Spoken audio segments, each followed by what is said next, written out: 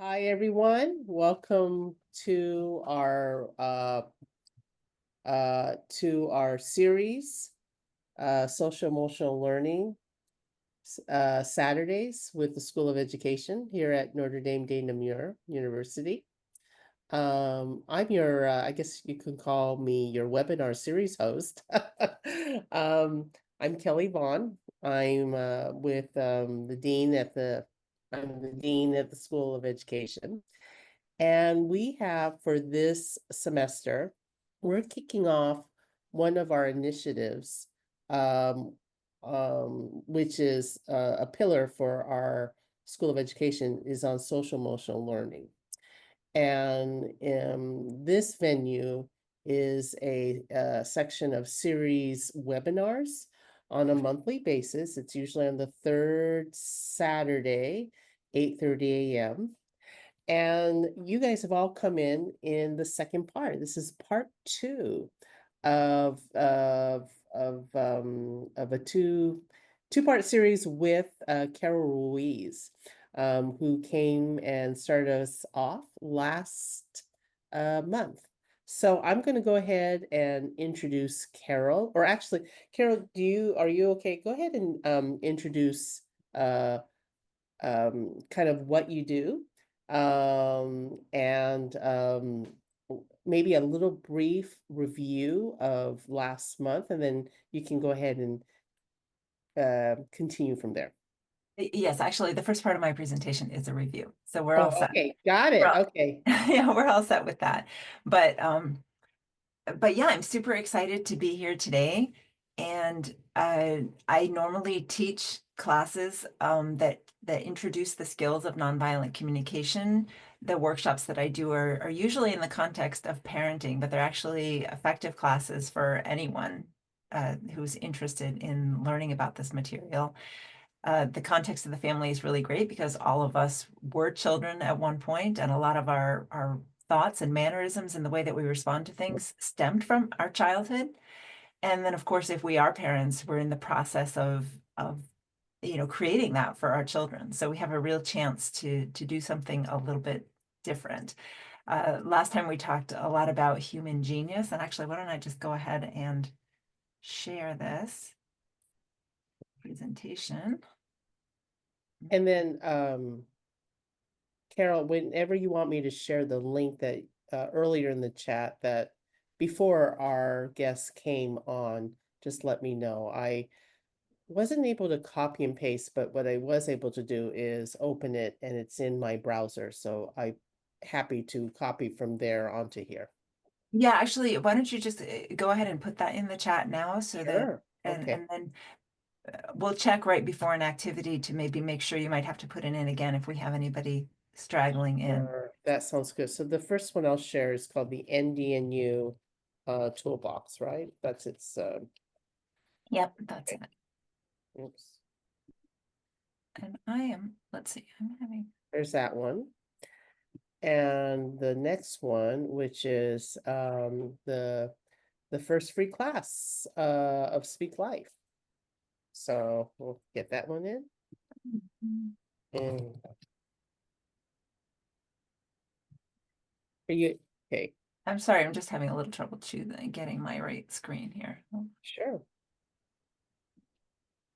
yeah, that is not right.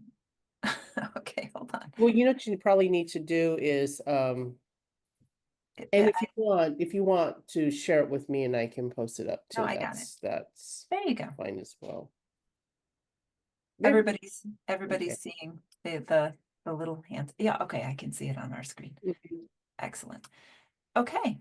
So for this second part of my series, we're going to be talking about speaking life as a teacher. So we're going to be really focused on what we're giving to the children. But of course, last time our focus was really more on what we could access ourselves about our taking full advantage of our human being. So the goal of all of this is to create the beautiful learning environment that we want. So again, last time was self-care and stability for you as a person and uncovering your human genius. And today we're going to be thinking about how we bring that into our classroom as we interact with students. So that'll have a part to do with just, being ourselves and modeling how to be human and bringing your own stability that you got doing the work that we covered last time into the classroom, and the way that we invite kids to communication and action. And then I also have a section that's really about curriculum that you could be bringing into your classroom specifically for the purpose of preparing the kids for full access to their own human being. So again, the dream is this, the dream is creating a classroom environment, a school environment where the kids are experiencing a beautiful place with cooperation and collaboration, where learning is easily accessible. They have space for curiosity, where we're working, in harmony, both with the kids and the educational team. And as we're doing this, the kids are really able to learn whatever it is that we're trying to teach them in this open doors way, so that the emotional things are not getting in the way. Last time we talked about how in a limited mindset, we thought about human genius as only being developing and using my skills and logic and intellect to the best of my ability in whatever subject is at hand. But we talked about how the real human genius that we're after, and the human genius that I think is so important for us to bring into our own lives and into the schools, is that learning how to use your human person when you're hitting problems, either within yourself or with other people. Because of course, if we pursue only that limited view of human genius, it works for a while. We're interested in a topic and we're learning and it's going forward. But sooner or later, you reach your own limitations, or you bump up against somebody else who has a different idea, who wants to do things differently. And that creates a conflict either within ourselves or with the other people. And that's when the human genius, this other part, comes in, that enables you to navigate that conflict. So knowing and remembering that I'm a human instrument, prioritizing and trusting my internal human experience, and that's developing a relationship within yourself. Understanding that we are connected in our humanity, that always gives us common ground, no matter how far apart we seem from each other. And then having both the will and the ability to freely access and use the knowledge that we have about our human body to take action on new solutions that feel free to us and enable freedom for other people. So the way that the path that I've chosen to show you about this is through nonviolent communication, which was brought into the world by Marshall Rosenberg, who wrote Nonviolent Communication, A Language of Life. That's a book that you can easily access. And I recently found out that he also has a series of recorded sessions that you can access on Spotify, and I've really been enjoying them. So maybe at the end I can give the link for that as well. So this is basically, when I'm talking about the skills that I introduced last time and everything, that's basically nonviolent communication. So just as a review, last time we talked about how we can catch ourselves when we're having blocking thoughts. And so those are blocking thoughts that they block our learning, they block our access to the knowledge that we have. They're also compassion blockers that block compassion not only for other people, but also for ourselves. And these can be sort of like our wake-up call for to let us know that, as we were maybe pursuing that limited mindset that we had, all of a sudden we've hit a problem and these types of thoughts come into our minds. So we're making moralistic judgments, we're comparing between people, we're thinking about who deserves what, or having a denial of our own responsibility, feeling like I I had to do it. And you can also notice this with negative feelings that come up. And you can also notice it when you feel compelled to do something. So if you can pay attention and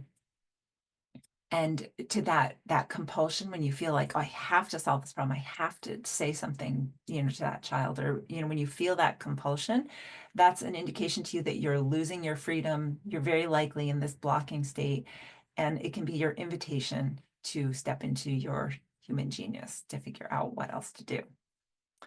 So what else to do is basically this. We're going to step into that little stick there is my representation of my human being. And as a human being, I have naturally built into me what my senses are perceiving. So that's what my eyes and ears are experiencing. So you can think of like a camera or microphone of, as you think about this incident that happened, if you can rewind and really capture only what is from a camera or microphone, it will provide a little juncture of openness for you, a little place for curiosity to come in, and you'll feel the difference even just from that step. And then there's also figuring out what my feelings are and thinking about why that they're there, because that will help us to the final part, which is what human needs of mine are activated by this situation. And the human needs, again, is the plane where we have everything in common with everyone else, and the place where solutions that actually meet the needs of everyone can arise. We talked about last time how when we get to our human needs and we're in a situation with someone else, that very often they're kind of in a mirror with us. And so when we begin to choose solutions that come from our human needs, we're actually lighting up the whole thing, and we're responding to the needs of the other people as well. So that we did a great example of that the last time, and it's on YouTube. So if you want to go back and watch that last example, it's really worth noting that using our human genius can provide much, much better solutions. So by the time you do this, and you even went to the place when you know what your human needs are, you'll feel a stability come to you. So that might be a release of negativity, or suddenly the doors will open. You'll be able to think differently. You'll be able to let in all that knowledge that you actually have about the situation and about the particular people that you're dealing with in a non-judgmental way, where you're really able to make headway.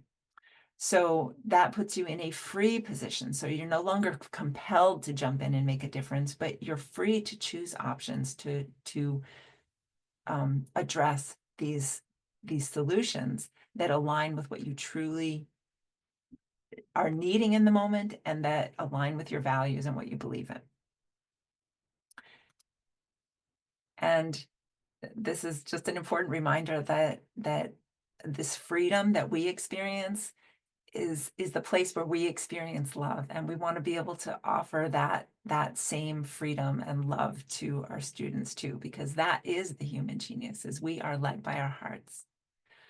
So but that word freedom, when you think about, wait, what? I'm going to let my students be free? Because that brings up a lot of worry in us, like, what do you mean free? But let me show you what I mean. I created this as a table to sort of show the human genius learning zone in your classroom. And of course, we don't mean that we're going to be allowing pandemonium in our classroom. But what it does mean is that we're going to be exposing more of these underlying things to our children, and inviting them into a solution space that will actually make it much more enjoyable for everyone to be at school, including you, including you. So the human genius learning zone in your classroom, I want you to pay attention. On the x-axis here, we have individual freedom. And so that's the individual freedom of everyone in the classroom. That means you, and that means your children, your students. And on the vertical axis here, with the y-axis, we have the frequency of requests. So normally I do this as I'm looking at making requests of children. I have a very similar type thing, and we talk about how, making more requests and having high individual freedom is there for building relationship, and certainly that is what we're doing. But this whole area of green here is where freedom is built, and it's where responsibility really comes in, and competence and care and joy and just plain out learning. All of this is where it comes. So if we had a classroom environment where we have very high frequency of requests, which would really be demands at this point because the children have low individual freedom. So we're looking at the top left corner. So there's lots of unnecessary work. There's no choice really for the kids. It's high stakes, like grades, so the kids feel like they're being judged all the time. Respect is demanded in a hierarchical framework, and there's no connection and no empathy. And in this case, we all know that this is a very unhappy environment. So possibly we're getting the kids to perform at a higher level in some academic competence that we're trying to teach them. Possibly we're getting them to do that, but they hate it. It's not really going in a way that they can become curious about it, that they can be active learners. And the minute you turn your back, they'll be running out the door. This is not instilling the kind of learning that we really want them to have. So hopefully we're all on board with that, and that part really isn't even in our classroom. But there are certain things that the structure of school it requires. So, there are certain regulations or rules that are there for the student's safety. There's certain mandatory curriculum that is there for the basic structure of what they have to have. And of course, there are emergency situations. And in that case, the kids really don't have a lot of freedom. They don't have a lot of freedom. And it's just what we're doing. And so what that is basically neutral for education and for the human education. So it's happening. It's the environment we're swimming in. The kids aren't necessarily feeling very negative about it because it's not particularly burdensome. It's not like you're riding on them all the time. It's just there. It's the environment. But what we want is we want to step into these greener areas where we're exposing the human reasons why we're doing things and we're creating a community where the humanity of the kids and you as a teacher can thrive.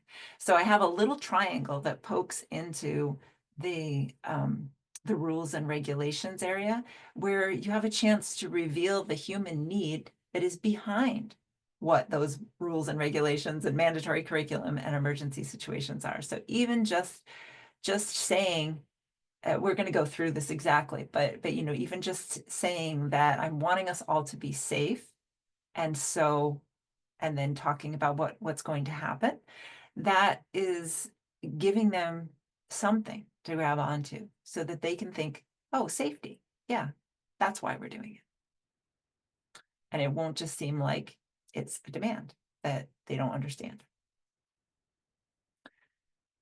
And then there's a section about learning in community, and we're going to be going into exactly what that means. But basically, it's a human-friendly, caring, socially positive environment where there's flexibility in the work the kids are doing, modifications, negotiations are available to them, and they're not feeling judged. So there's either low or no emphasis on grades.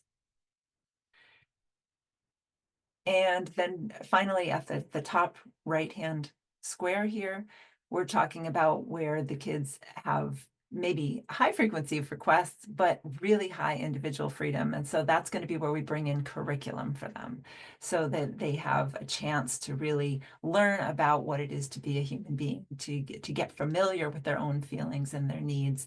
They can experience cooperation and collaboration in the process of engaging with this curriculum. And there's just lots of, excuse me, respect for individual choice, and definitely no grades in this area. So I'm going to be talking about a lot of different little skills for you to be putting into place, but I wanted you to just see the big picture. The big picture is that the teacher will use their own individual stability that we talked about how to get last time. Excuse me. No problem. To deliver this, this atmosphere of positive intent and respect, curiosity, and freedom. Excuse me.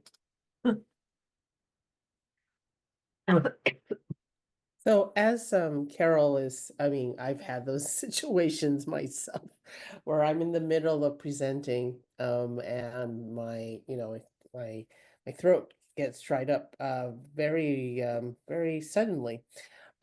Just wanted to provide a little bit of context here too.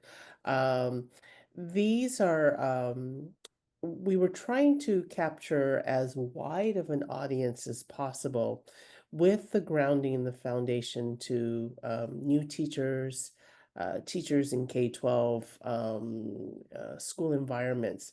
And so the information, the presentation, the content that Carol is presenting here, she does speak to a wide variety of audiences, participants. In this particular situation was geared the primary audience for K-12 teachers of what they could use real time in their classrooms. And so if you can imagine that from that perspective and be able to map on um, um, from that perspective, K-12, and to see the possibilities and the connections into your own particular environments where you see, like, so for example, I'm a teacher educator, used to be for many years a K-12 teacher. And as a matter of fact, um our kids were in the same school, Carol's daughter, my son, and so I had the opportunity to practice these ideas from that parental role and see that into its connections right now in my current role as a dean, and see how that can be these same foundational frameworks, how they're very relatable. So, Carol, I was helping to cover for you. Thank you. I'm so sorry that happened. No, no need to apologize. So I was sharing with our audience and our those people that will be watching this recording that that is a very natural human behavior. And what's nice is we're looking at this real time, right? We're not looking here in terms of perfection. We're looking here in authenticity. And in that authenticity, there's excellence. So, Hopefully I'll be able to go on without another one of those episodes. All right. So the big picture of all of what I'm going to show you is that we're looking for an environment where a teacher can provide positive intent for all the kids that are there and deliver respect and have curiosity themselves about what's going on for the kids, as well as promoting curiosity in the classroom.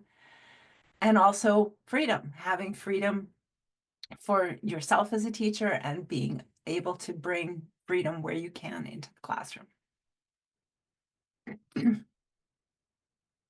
So we're going to focus first in that little corner where we're revealing our human needs when the kids really don't have a choice about what's going on. And that's okay. But still, revealing the human needs provides some way for them to begin to have this human education. So the first technique is, as I quickly mentioned before, is exposing the human needs that are behind whatever the assignment is.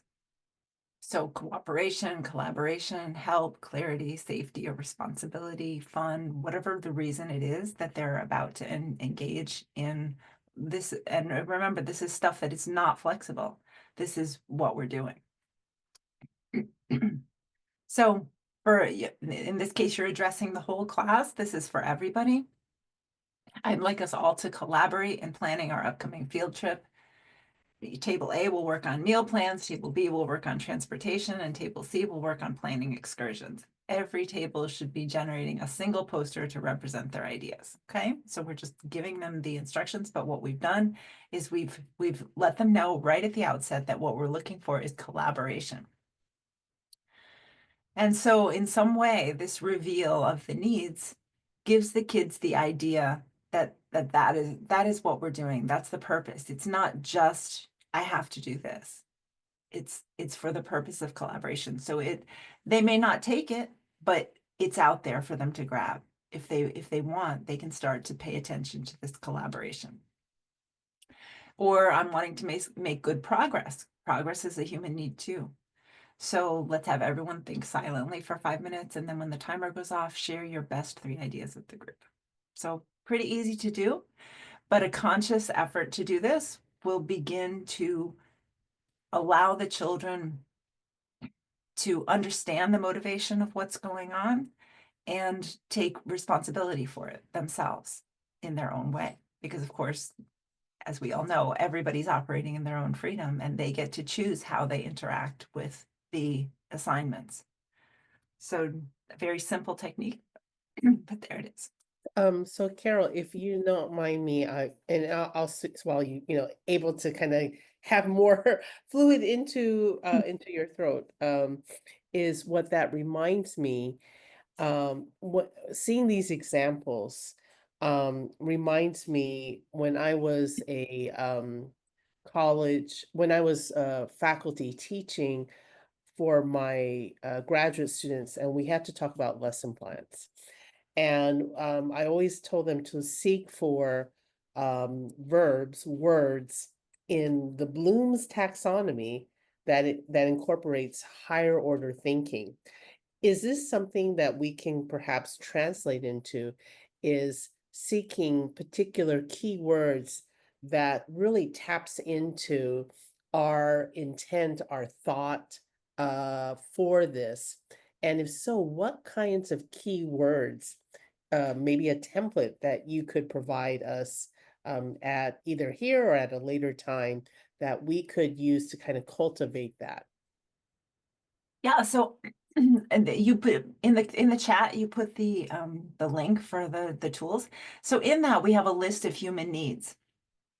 And any of those would be great to put in if they're appropriate to the assignment. So probably you could cultivate a smaller list that comes up more frequently in a classroom, but really, whatever it is that is appropriate from those human needs would be great for putting in this area. So like I just chose a shorter list here of like cooperation, collaboration. It could be progress, support, help, clarity, safety, responsibility, fun, those types of things that come up frequently in a classroom.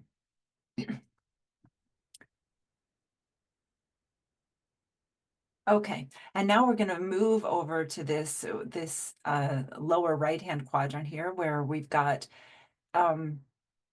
relatively low number of requests, but high individual freedom.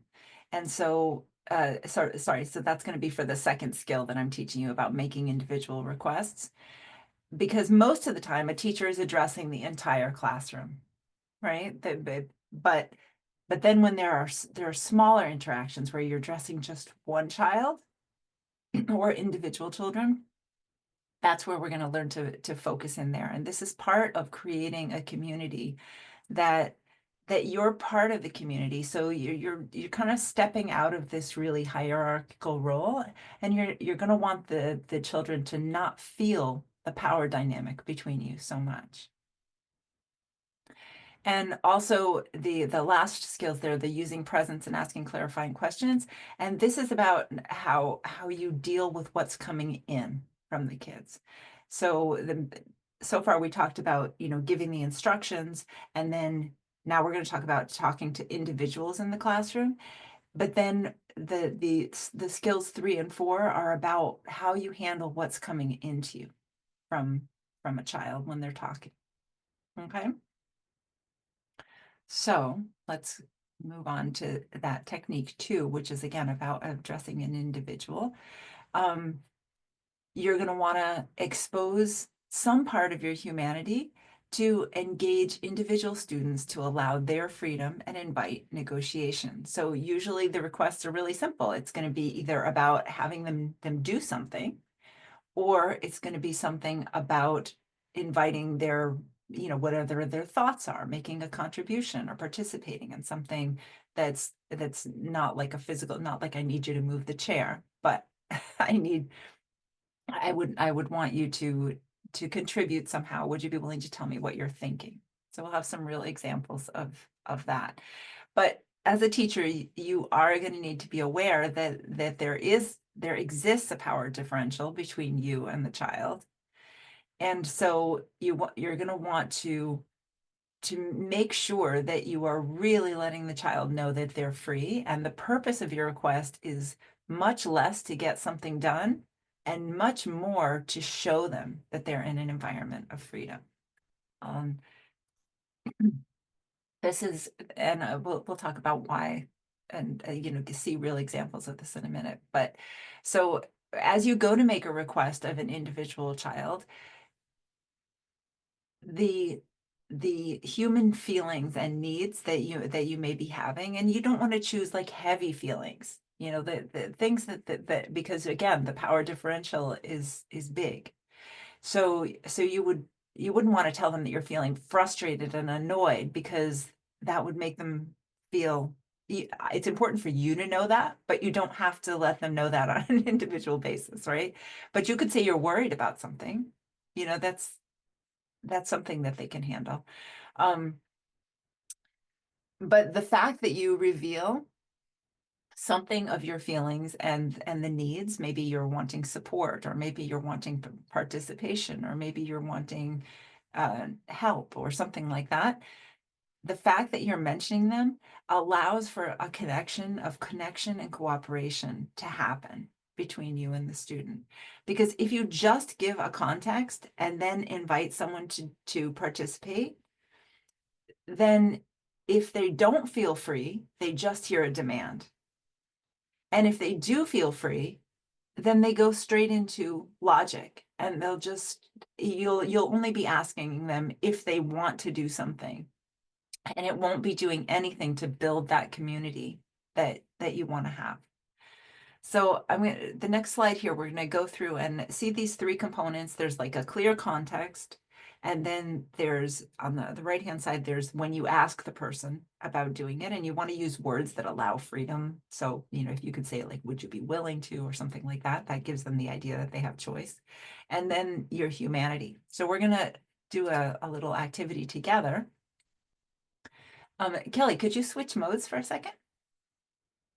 Yes, I can. All right. So those that are in the call, we are all going to be guinea pigs here. So this is going to be the actual how you say breakout. I'm going to switch it into gallery mode.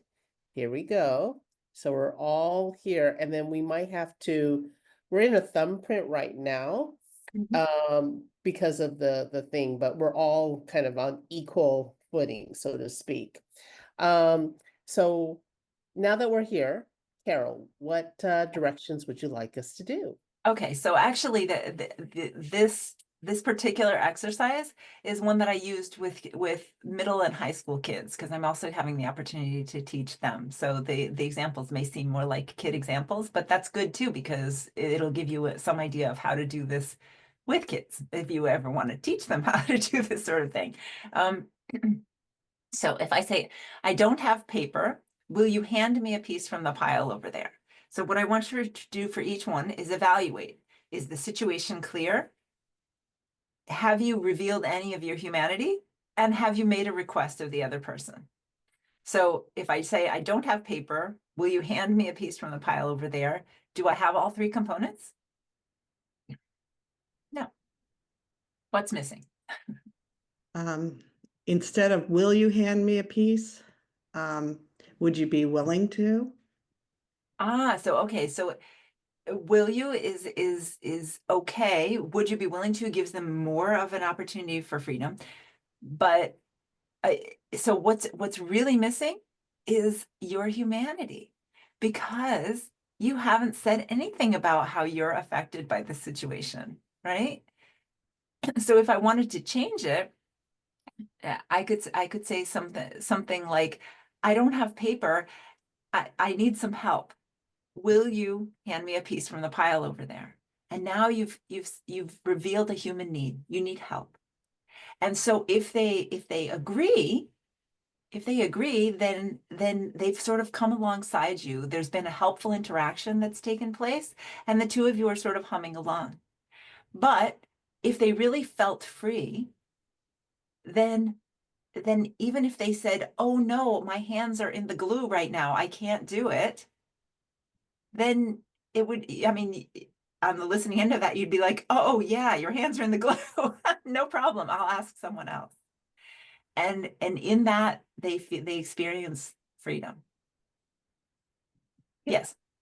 So thank you. This is so interesting. And I'm mapping it, Kelly, to your point, to my graduate students. So this one's a little bit of a reach, and I teach virtually, so they're never going to hand me a piece of paper, really. But I wondered, as you were speaking, I was trying to really listen, but I wonder, do you need to say that you need help, or could you say, I need a piece of paper from that pile? In other words, you're naming your personal need, or should the idea include the word help, because that is giving sort of a pro-social opportunity to the other person?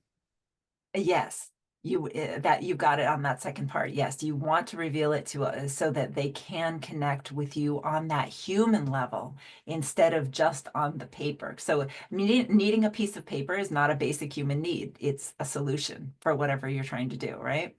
So you're wanting to invite them to that human level, because that's what we're going for. So, and it might be that you're revealing the need, and it could be that you're revealing a feeling, but something of your humanity for them to connect to. Okay, so let's look at the second one. It's dinner time and I'm hungry. Can we order pizza tonight, Mom? What do you think? Do we have all three?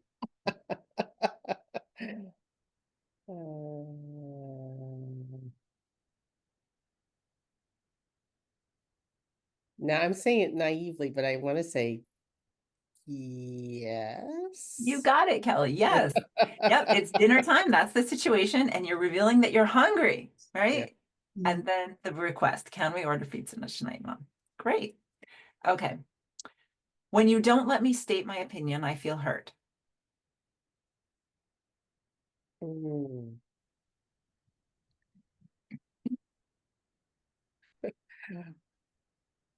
I go ahead, Terry.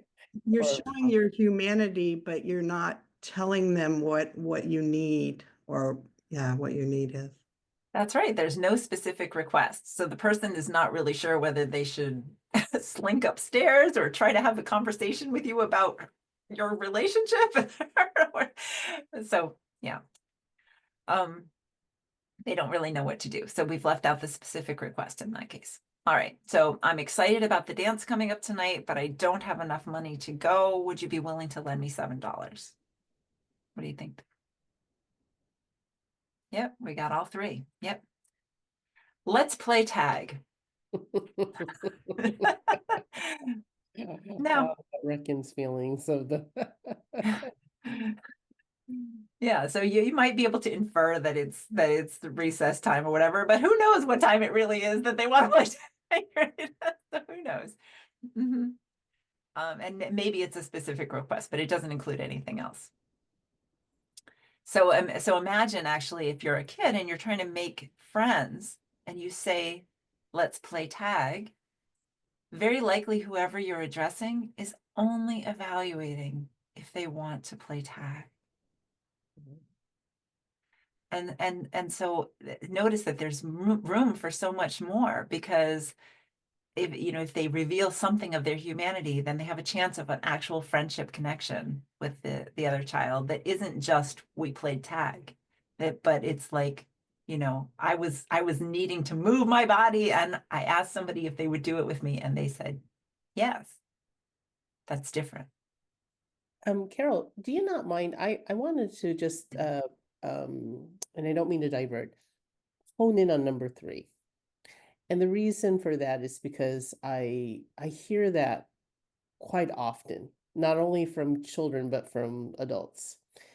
In fact, I probably did this very same comment to Dennis, my husband. And I think it would be very educative for not only just for us as teachers to model or to mentor children, but also for us adults in communication.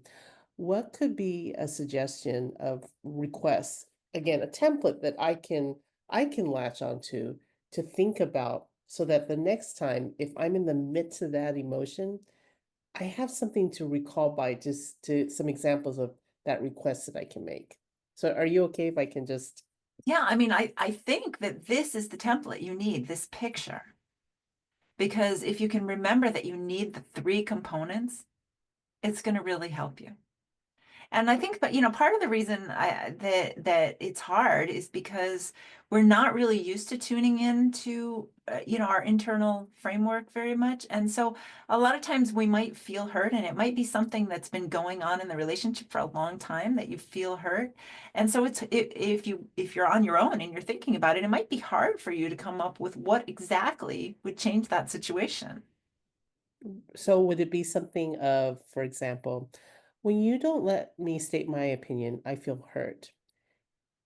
Would it be possible we can talk about this at such and such time? Would that be a request Yeah, to kind of follow through on that? especially if you're not asking for a general change, but a specific time. So, would you be willing to sit down with me at lunch and talk about this situation? Now you've got something really specific that the person can take action. As opposed to, would you try to be more agreeable? Because that's not measurable and not specific, right? Right. So the specific request doesn't necessarily mean the expectation that that person's going to change, but it's more of something of that particular situation that can be measurable, but in a way that's specific to the situation. Exactly. Exactly. It just makes it a very measurable thing, so that, again, if the person goes along with it, then you have an example of how they've taken you into consideration, which helps a lot in how you feel about them.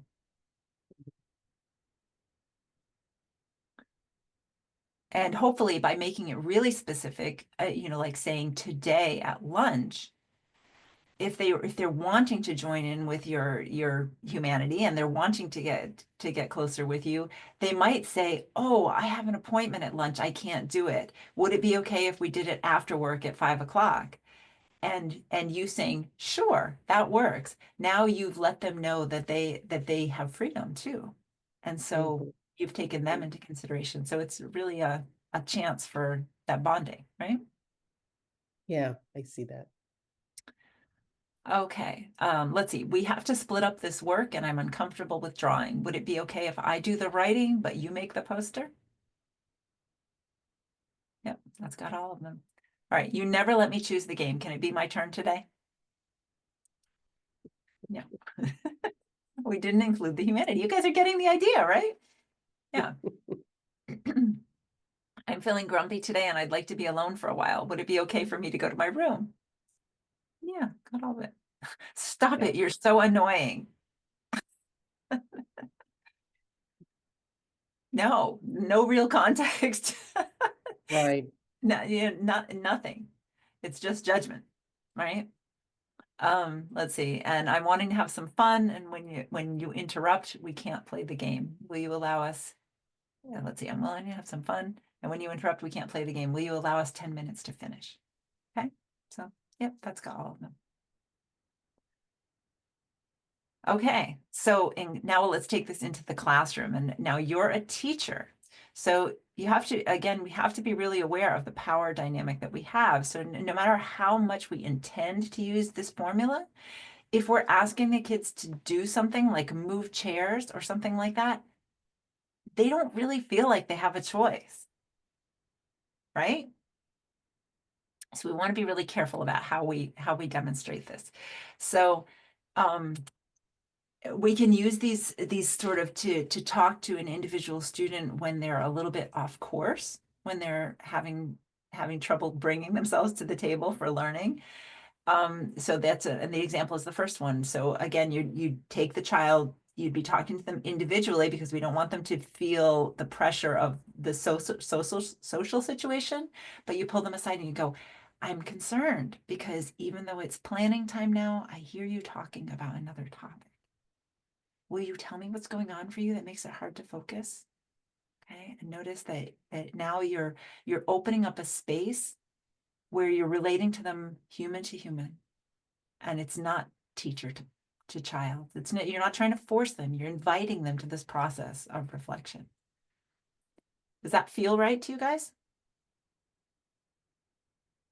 Yeah, it's definitely, it's an inviting way. It's not something that is ordering a judgment on them. It's giving them that freedom to participate and engage with you. Yeah, and maybe they're going to say that, you know, hopefully they reveal something vulnerable about why it is they're having a hard time. I wondered if you could use the word instead of concerned, curious. Sure, even better probably. Yeah, or wondering.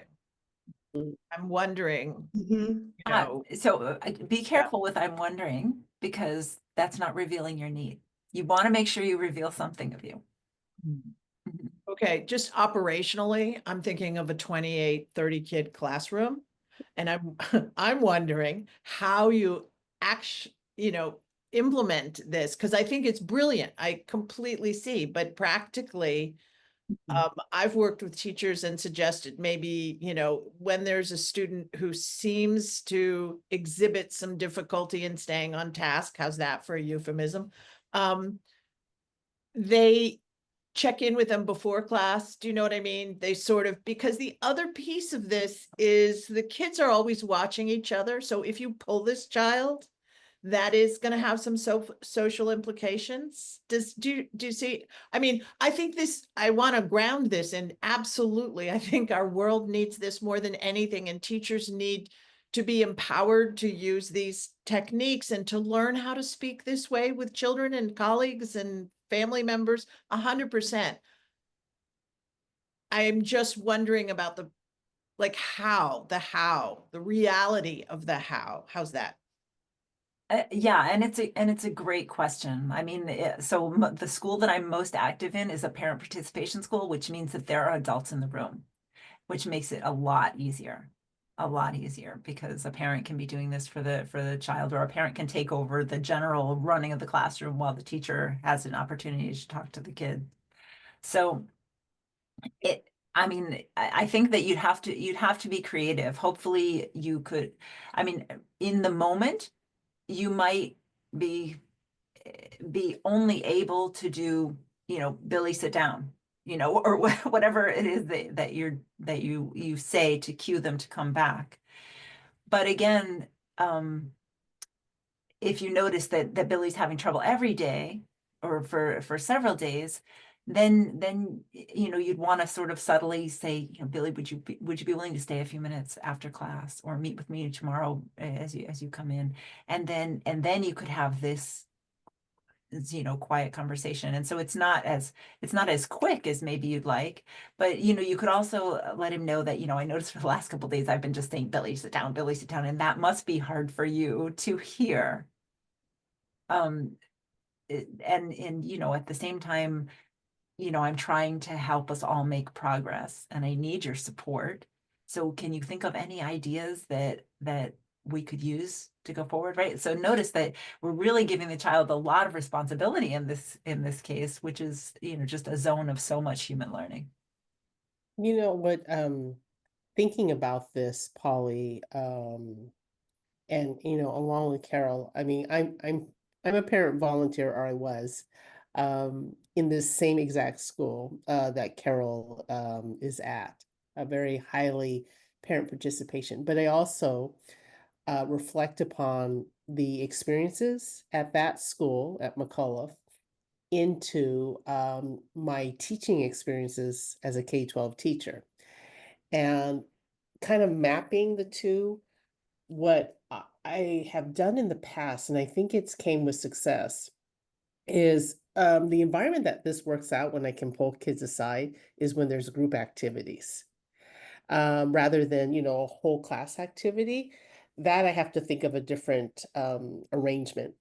But in a group activity, before the group activity, I may give disclosure, like the context, like while we're all working on groups, you know, be aware that I may pull, individuals aside because I'm curious in, providing feedback and seeking input. And by having that context to the entire class and to make it in a way where it is um, open for learning and open to share individuals, I think it helps set the tone so that when I do pull a kid aside to do something like this, I'm curious because even though it's planning time now, I hear about you talking about another topic. That pulling aside, if other kids see it, they know the context and they will see it under that big umbrella. I'm hoping that this is all part of that because I'll be doing it with other people too.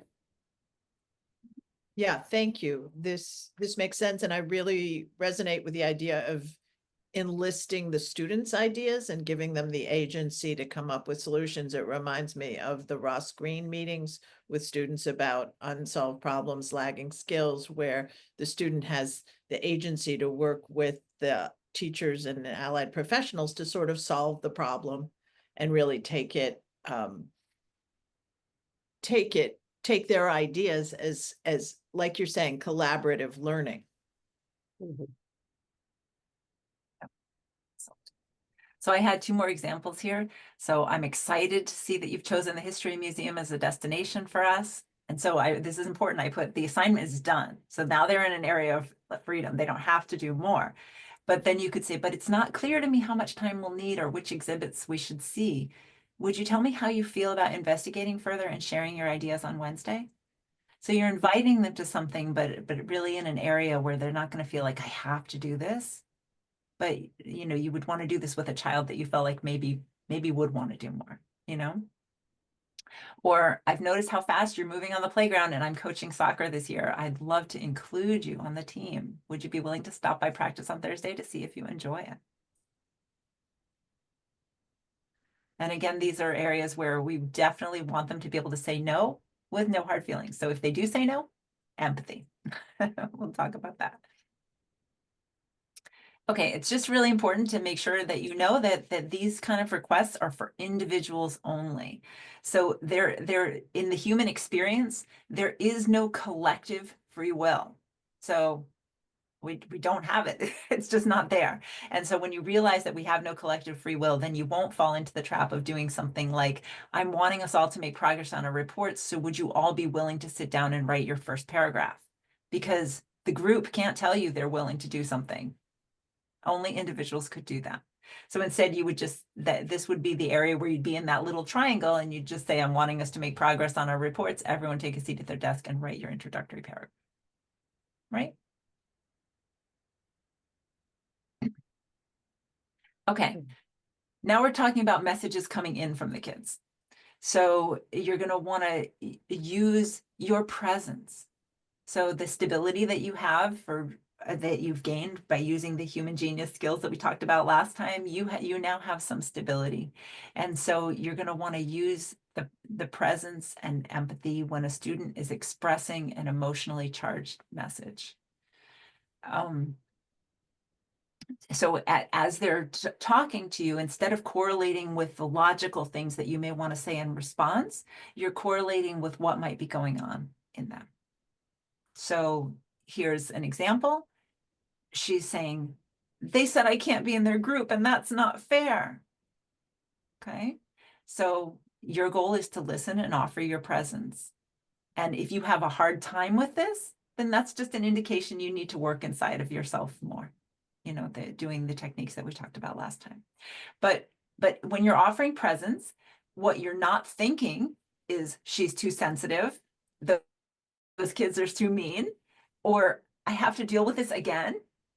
Okay, so if you find yourself thinking those things, then again, that's your indication that you need to go back and do more of your internal work, which will happen not at the moment, but it'll be something that happens over time. And what you're not saying is, oh, actually, it is fair. They already have 4 people in the group. I said groups of 4, and so you'll just have to find another, right? And you're not saying that's no reason to cry. And you're not saying, let me fix that for you, girls. You have to let her into the group. And instead, you're remembering that when a person is throwing something out like that, an emotionally charged message, they're actually throwing 2 balls. So there's the one, which is what they're saying. And then there's the unspoken one, which is their underlying human needs. And does anyone care to hear those? Will anyone hear those? And so to effectively catch those, you're going to use your presence and ask clarifying questions that help gently raise a mirror for them and let them feel completely heard and supported. So what that would look like in the situation with the girl is, they said I can't be in the group and that's not fair. Oops, let's see, did I go the wrong way? I went the wrong way. I'm using empathy in action. Yes, there we go. Here's the example. So now you're going to ask clarifying questions with the aim of helping the child understand their feelings and needs. So, oh, you seem really disappointed. Is it because you wanted to sit near Kate? And she says, no, I wanted to be in the group that plans our meals. Oh, so you wanted to participate and contribute your ideas. Notice how you're making reference to the human things that are inside of her. And now she says, yes, I have a great recipe that everyone would love. And then now in this stable point, because she's been heard, you can say, oh, that sounds really good. But that group is filled.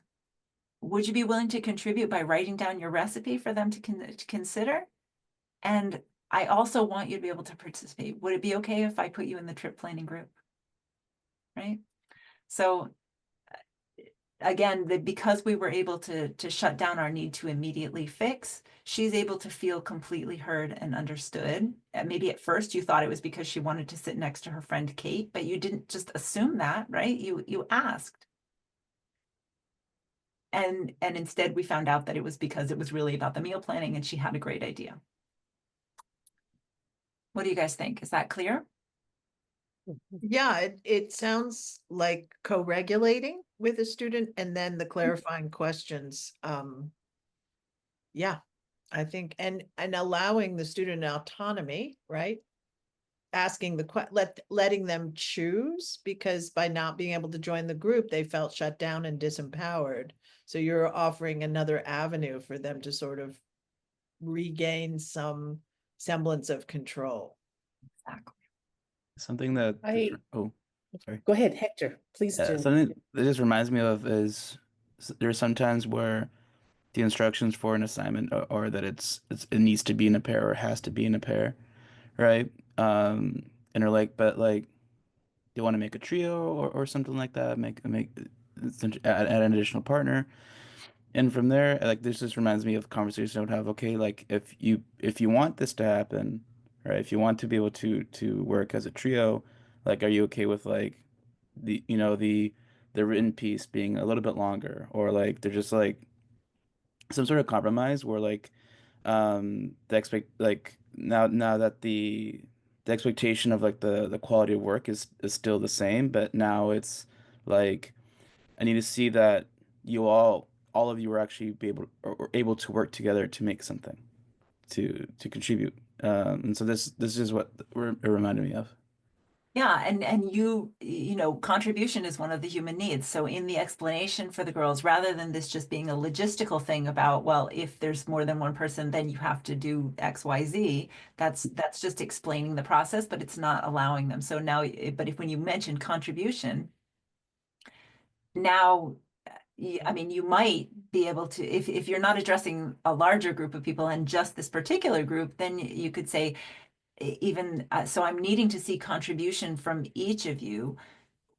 What do what do you think? How could you demonstrate that? And so now they're thinking about it, and maybe they'll even add, and maybe they'll say, oh, well, we'll do an extra paragraph, or we'll do something. And that would, open up even more learning just because they're participating in that process. Yeah. Yeah.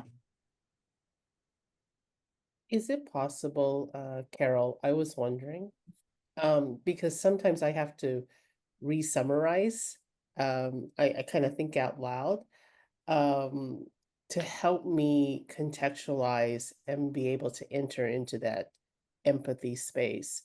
So like in the first part where it says, you seem really disappointed, my inclination would be, I'm hearing you say, I can't be in their group, that's not fair. So I'm trying to summarize out loud and practice that active listening. Is And that's that also okay? making an objective observation. That's Okay, so that's okay, right? That's something that I could do before I would say something like, you seem disappointed, and then ask that clarifying question. yeah, Okay. yep, absolutely. Yeah, as long as your observation really is objective, it's not a problem. Mhm. Okay, so this slide is just here to remind us, because we're moving on to the last section. Kelly, I don't know how long I can go on. We spent a lot of time with me coughing and hacking, so No, actually, it was actually, I can tell there were some in-depth, thoughtful comments, input, discussion. And so I think that's what took just this rich type of discussion, which, takes time. It's 9:36. We did say till 10 a.m. okay, I Um, think Typically maybe it's like, yeah. thank you. I will adjust, no problem. Okay, so so again, keeping in mind what this human genius is about is using our human instrument. And so as we move toward the last section that I'm going to talk about is where we bring curriculum into this arena for the kids. We're just want to keep in mind that this is our goal, is we're wanting this experience to begin to happen for the kids, so they can feel comfortable with their human being, they can feel free, and they can start to use their own capabilities for making their way in the world. And the big NVC ideas that we talked about last time are, we're all human and interconnected, and we share the same underlying human needs. So that means that looking inside of ourselves is a valid path to find solutions. So we can feel good about teaching them how to do that. Human needs are not in conflict, and so that allows us to relax and not feel compelled to jump to solutions to guarantee anything, because when we spend time going inside of ourselves, we're moving into this plane of actual abundance. This is where we have everything in common. Things can be met in a lot of different ways, and so it's valuable and worthwhile to move into this direction. And relationships and people thrive when they're able to act within their free will, and to be really comfortable with their own human being. And so that means, and this is really important, that time spent in cultivating my own and others' freedom is valuable time. Very valuable time. Okay, so within yourself as a teacher, and this is really all about what we talked about last time, the time that you spend learning how to make objective observations, identifying your feelings, finding your underlying human needs, making yourself versed in this ability to make requests, that use your humanity, and, you cultivating the ability to have presence in the face of emotionally charged kids, all of this is very important for you and your own activities that you do. So it's, I just wanted to stress the importance of beginning with yourself. And I have a little line at the bottom of like, do you want support in doing this? I do offer the workshops. I have another one coming up in March. We'll give the information to you later, but that I have an 8-week session that really supports you in your ability to do these things if you're interested. Can I put a plug in here too? Yeah. Carol's workshops are wildly popular with I know in our school community and to various colleagues, at least here in the South Bay Area. They get a lot of buzz, and I know that because I have learned this through my husband, who is a veteran 24 plus year teacher in the neighboring school district in Sunnyvale. And so he actually has participated. He might be coming to this one too, just give you a heads up, Carol. But he has participated and actually has utilized these techniques that were cultivated in the times in the workshop in his classroom. And he has given great testimony of just how that's really helped him, as a teacher. So That's amazing. That is really amazing. Okay, so just reminding you of where we are. We're up thinking about the human awareness activities. And now there's going to be lists of things that I'm putting out there for you to think about and consider. And then we have activities that are spread around to give us a chance to see what it would be like for the kids.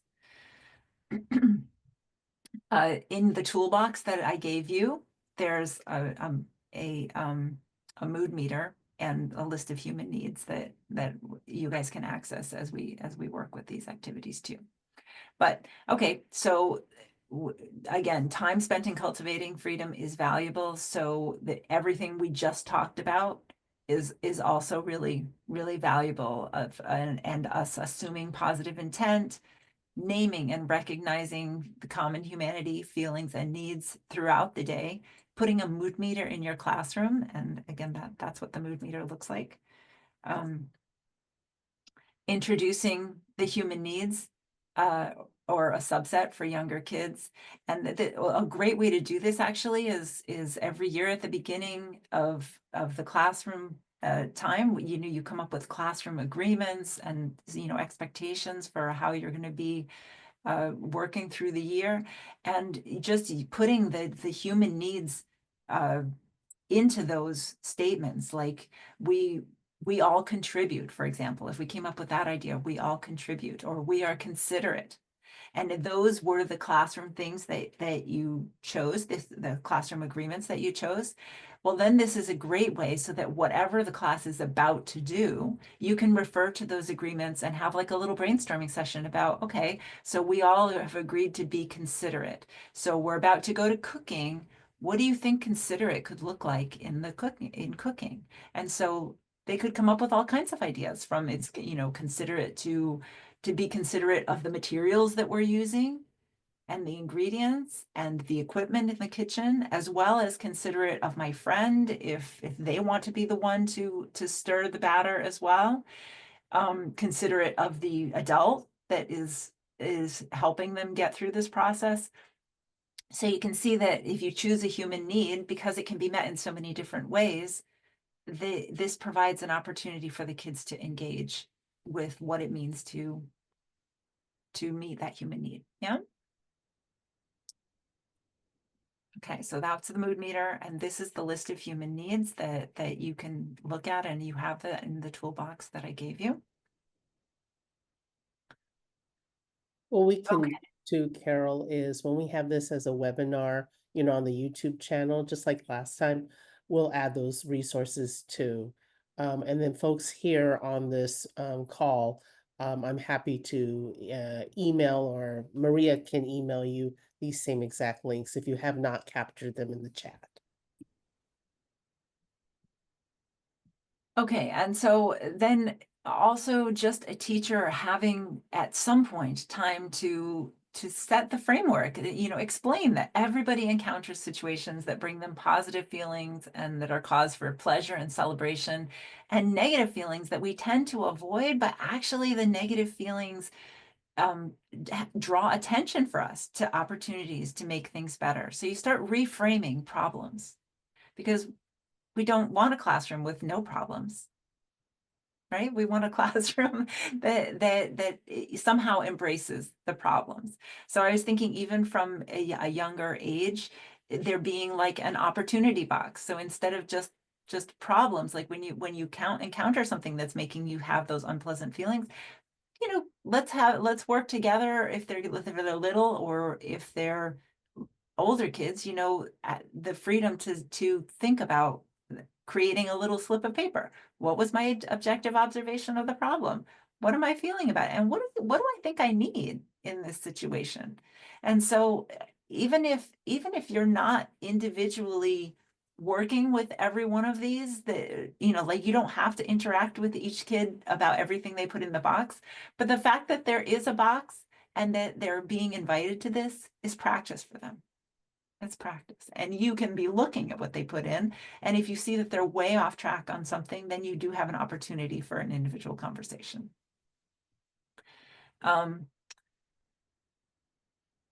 So I wanted to just bring out that as problems do come up in the classroom, sometimes you can make a real difference by just bringing the word of a human need into something. So I've had personal experiences at school. Once, when I was playing with kindergartners, and there was a problem with the play, and one character wanted to kick the girls out of the dollhouse, because their characters were playing in the dollhouse and he wanted to use it, and they went like this. Just me mentioning, and not even for the kids, but mentioning for the characters, that their little characters need consideration, because that's the house they're living in, And as soon as I said that, the kids who were playing in the house started offering consideration to the boy and inviting him in very specific ways to come into the house with them. So just mentioning the human need sparks this creativity. And another time, I was dealing with middle schoolers who were having a conflict over chicken nuggets. They had something at lunch, and I was the recess duty, and so they were kind of playing with each other, and one kid had knocked a chicken nugget off of the other one's fork, and he was upset about it. So he just reached over and took one of the other kids' chicken nuggets. So now they were both outraged over something that had happened to them, and so they were in that battle. And when I came over, and I was trying to process and understand exactly what they were, kind of in that receiving mode, and they were just both outraged kind of about what happened. I wouldn't say they were furious, but they were, irritated with each other. But then I just said, "Oh, are you hungry?" I said this to one of the kids, "Are you hungry?" And the other kid just said, "Oh, well, if he's hungry, he can just have it." And then the whole thing just fell. So, I mean, it may be a silly example, but it's an idea that, when you bring up something that's an actual human need, it allows people to flow into different directions. Okay. Creating a human-friendly classroom culture, you want to weave human awareness into the existing class dynamics and assignments. So for literature, as you're reading to them, you might stop and ask them, how do you think the character might be feeling right now? And what do you think that they might need? Or for assignments, as you finish an assignment, let's ask some questions. How are you feeling about the material of this assignment? Maybe this is like a little poll at the bottom of the assignment. And then they could circle. Do you need support, help, understanding, confirmation that you've got it right, celebration because it was easy, or something else? So now they're calling on this evaluation process for themselves.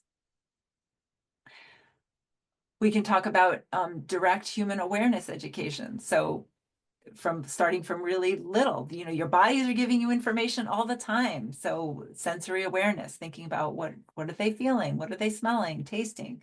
You know, what are they seeing? Helping them to understand what objective is. So she's so mean is not objective, right? So help them to know what objective is. Thinking about at the camera and microphone like we did last time.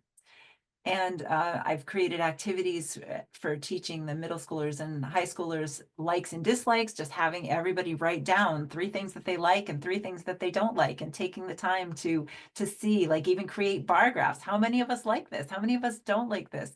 And you see this broad spectrum of how different and unique we are. But if you throw in some of the human needs, you start to find that, of course, that you know, we all coincide on that plane of human needs. We all really like certain things, and we all really don't like certain things just because of those human needs. So that's a great activity. Let's see, there's also focusing on feelings. So they remember what the mood meter looks like. This is a very simplified version of what the mood meter looks like. And you can sort of ease into feelings awareness by playing with this. So and that's an activity that we have that we can do right here. So let's choose cooking Valentine's Day dinner. So remember the mood meter has the high degree of pleasantness on the right hand side and low degree on the left hand side. And then for vertical, the top is going to be high energy and the bottom is low energy. So if you thought about cooking Valentine's Day dinner, where do you fall on this? So what do you think? What do you think? Kelly, how do you feel about cooking Valentine's Day dinner?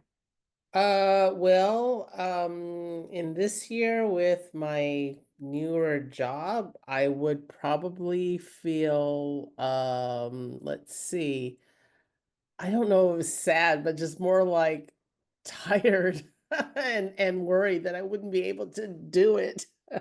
So probably Yeah. you'd be in the blue quadrant then, right? Yeah, that's what I was Blue gonna quadrant. say. I'm not sure about the tear shedding. The tear might be coming out of my kids' eyes. The mom's out cooking dinner. Yeah. Did anybody feel differently? No? Okay, well, I kind did. Oh, of indifferent. Hector. Kind of indifferent. Yeah, Hector, go ahead. I feel usually indifferent. Oh, indifferent. Yeah, I'm happy to do it, but it's also like I'm not like I don't feel like it's a big deal. Mm-hmm. Mm-hmm. Yeah. I was over in the top right hand quadrant. I was kind of excited. I was collaborating with my family, and my neighbors, and so we were all making something. So I made a big special dessert to go part of the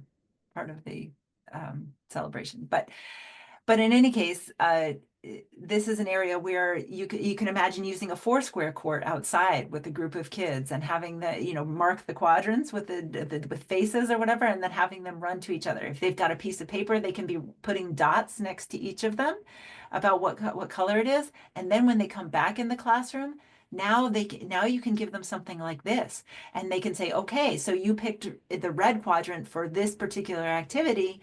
Now choose exactly what you feel. And now they're getting the words for the feelings, which is helping them. Because actually, what you pointed out, Hector, is really interesting, because a lot of our humanity in society is suppressed, and so people spend a lot of time feeling neutral. But this activity helps them to branch out into more. Because it's also possible that I could be both excited and tired, you know? And so, and that awareness that they can get. So maybe the sum total of that is neutral, but knowing that a part of me is really excited helps me to take some joy in something, even if I've made the choice to do it and I'm balancing that tiredness, right? Is it also a way to demonstrate the mood as being dynamic and alive? So, like, for example, at the beginning of an activity, tell us how you're feeling or what engaging. And then after the activity, um, now let's see where we're at in the mood meter, and see. And then that way it could be a very educative experience for several things. One, that our moods are not static. They're dynamic, they're influenced. And the second is in our engagement in the activity. There's just so many things that I could see as a learner, what I could learn from that. Mhm. Yeah, so I had chosen a few other things, but you guys get the idea. So I think that we should move on so I can cover a little bit more. But no, it's fine. Okay. So yeah, again, this is more activities that are focused toward human needs. So again, perhaps at the time that you're setting up classroom agreements and things, that you end up choosing from these human needs, but at the same time with younger kids, you can have a systematic introduction to what human needs are. And so you could choose one human need, like care, and then you could have a little place on the wall where the kids put words or pictures of how they experience care at home, how they take care of themselves, how they feel cared for in the classroom. Maybe they're caring for a pet, and so they just create this wall of care, and the kids start to actually experience that this human needs plane is a plane of abundance, because there's so many different ways that you can experience it. Experience the needs, within yourself, or coming to you from somebody else, or flowing genuinely out of you for someone else.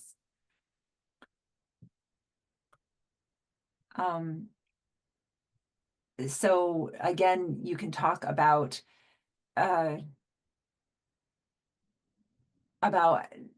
talking about the human needs, and I just chose 4 examples here about a compassion discussion. We can just talk to kids about, well, do we all make mistakes? And how do you recover from a mistake? What if you purposely did something that you no longer really feel like that was the right thing to do? And how do you move on? So exposing that problem for them, and maybe doing a warm wind blows, as far as how many people have made a mistake, and having everybody go, that helps to normalize it, right? You could run 5-minute care experiments, give the kids like different stations where they give themselves a hug, or they just lay down on the ground and rest for 5 minutes, or they go outside and run around for 5 minutes, or they cuddle in a blanket, or they go out and brush their teeth or something like that, and just have them have a 5-minute taking care of yourself sort of thing, and then check in with how they're doing on the mood meter, basically. You could give them funny fake scenarios and ask them to uncover all the feelings and needs they might be experiencing. Like suddenly their mom, maybe suddenly their mom signed them up for a boxing camp, and they've never expressed interest in boxing ever before. So they're going to have certain feelings and needs that come up for them. So letting them experience that. And having a self-responsibility time that can be built into class. So that's time that they can make sure that their work's been turned in, or time to tidy their cubby or organize their backpack, time to make sure that pencils are sharpened, so you guys could brainstorm ideas of what you might do to have self-responsibility, and then give them 5 minutes to choose. What will they do?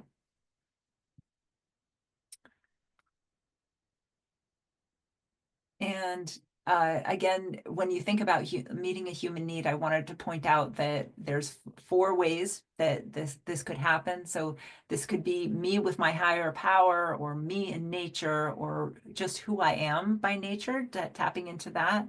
Or you could choose an activity that feeds you, like wrapping up in that blanket. Or I could turn for a human need to someone who satisfies this need for me.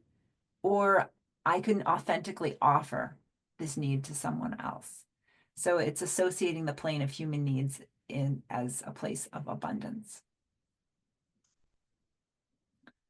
And well, so for that one, let's see.